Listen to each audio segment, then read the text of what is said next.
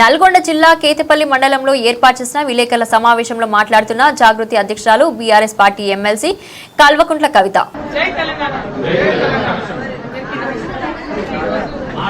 కేతపల్లి మండలంలో ఒక ప్రైవేట్ కార్యక్రమానికి భగత్ యాదవ్ రావడం జరిగింది. కేతపల్లి మండలంలో అదేవిధంగా యావత్ తెలంగాణలో వర్షం విభత్సం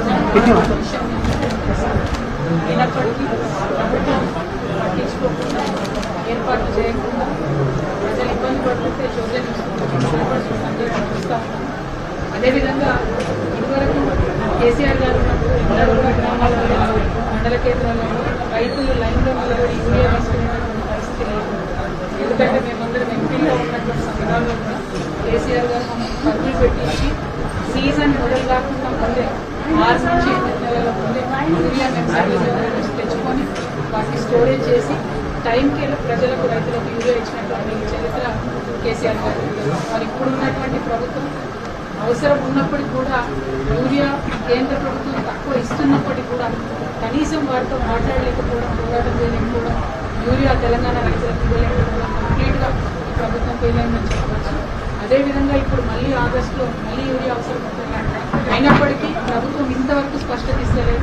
కనీసం ఎన్ని లక్షల క్వింటాలు షార్టేజ్ ఉందని కూడా చెప్పలేనటువంటి పరిస్థితి. ఆయన ప్రభుత్వాన్ని డిమాండ్ చేస్తాను.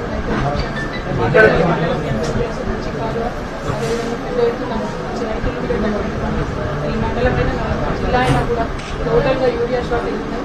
ఇక్కడ నుంచి ఉన్నటువంటి మంత్రివర్యులు కూడా శ్రద్ధ పెట్టి రైతులతో సంబంధాన్ని చేయాలని డిమాండ్ చేస్తాము. అట్ ద సేమ్ టైం ఇవాళ 3,500 రూపాయలు ఇవ్వలేదని రైతులందరూ కూడా పెన్షన్లు పెరగలేదని పెద్దవాళ్ళందరూ కూడా వాగ్దానం చేసి పెన్షన్లు డబ్బులు చేస్తాం, తెల్లారే మరునాడే చేస్తామని చెప్పినటువంటి ప్రభుత్వం చేయకపోవడం చాలా దౌర్భాగ్యం. మీద కూడా అందరం కూడా పోరాటం చేస్తామని తెలియజేస్తాం. Thank you. జై తెలంగాణ.